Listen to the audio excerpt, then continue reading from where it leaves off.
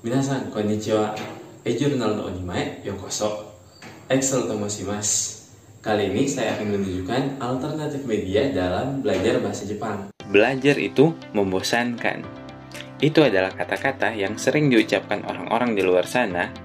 Bahkan murid di sekolah maupun mahasiswa di kampus kadang berpikir bahwa belajar itu membosankan. Percayalah, sebagus apapun, seberguna apapun, dan sepenting apapun materi yang diajarkan, ada saja pelajar yang akan merasakan bosan dan tidak bisa menyerap semua pelajaran penting dalam materi yang diajarkan. Pelajaran yang membosankan dapat mengakibatkan siswa tidak bisa memahami pelajaran dengan optimal. Ada juga pelajaran atau hal-hal yang sebenarnya tidak begitu bagus, tidak begitu berguna, bahkan tidak penting, tapi dikemas dengan tampilan yang menarik.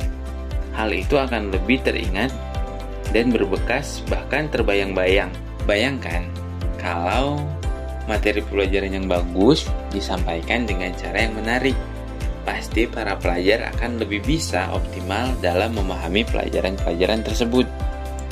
Nah, masalahnya masih ada tenaga-tenaga pelajar yang belum bisa mengupgrade atau mengoptimalkan cara mereka dalam mengajar.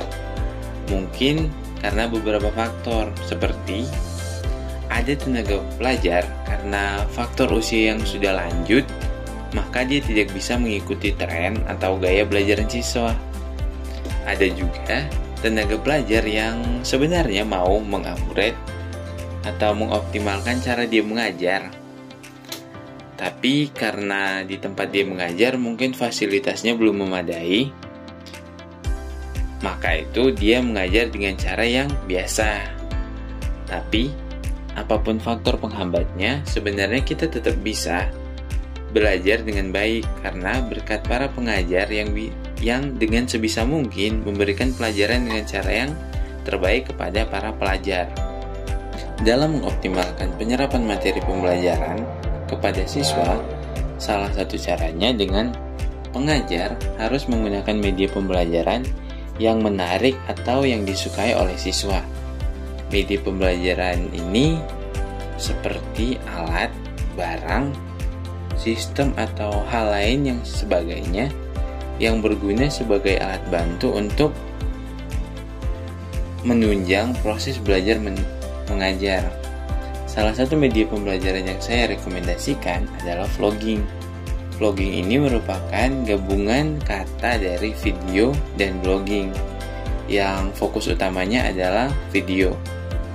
Konten vlog ini sangat banyak dan mudah ditemukan di media sosial. Media vlogging sebagai media pembelajaran mempunyai kelebihan seperti yang pertama, mudah diakses. Karena kebanyakan vlogging diupload di media sosial seperti YouTube, maka sangat mudah untuk mengaksesnya. Bahkan para pelajar tidak harus berada di sekolah untuk bisa mengakses media vlogging ini. Yang kedua, banyak pilihan. Pelajar bisa dengan mudah dan bebas memilih vlog mana yang ingin dia tonton.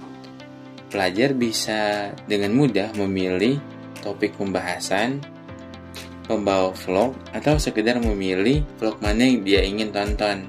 Adapun alasan menjadikan vlogging sebagai media pembelajaran, karena menurut data penggunaan aplikasi pada tahun 2020, YouTube masuk sebagai peringkat nomor 1 sebagai aplikasi media sosial yang paling sering dibuka. Dengan demikian, alangkah baiknya kalau konten media sosial YouTube ini diisi dengan video pembelajaran, agar para peserta didik kita bisa dengan mudah dapat belajar dimanapun. Adapun beberapa channel YouTube yang banyak mengupload vlog buat belajar bahasa Jepang yang saya rekomendasikan adalah yang pertama, channel Nihongo Mantapu.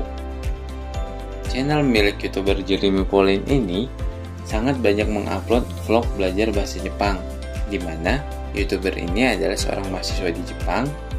Dan YouTuber ini juga banyak membagikan tips and tricks belajar bahasa Jepang dan juga tips untuk masuk kuliah di Jepang. Yang kedua, channel Hoho Ardian. Channel ini milik YouTuber yang bernama sama seperti nama channel YouTube-nya, Ardian. Hoho adalah seorang yang berasal dari Indonesia yang bekerja magang di Jepang. Dan Hoho juga sering membagikan vlog tentang kehidupan di Jepang dan sering juga membagikan tips and tricks belajar bahasa Jepang dan juga tips agar bisa magang kerja di Jepang. Yang ketiga, ada channel Ten Tobata. Di channel ini banyak diupload cara belajar logat Kansai oleh orang Jepang. Logat Kansai sendiri adalah logat di daerah Osaka.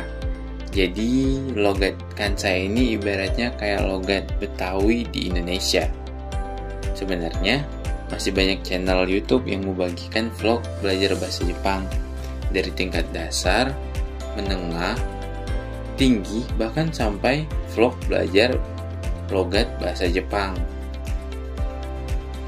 Kiranya dengan menjadikan vlog sebagai media pembelajaran bisa membantu untuk meningkatkan kemampuan dan kemauan belajar kita. Sampai di sini video kita. Sampai ketemu di video berikutnya.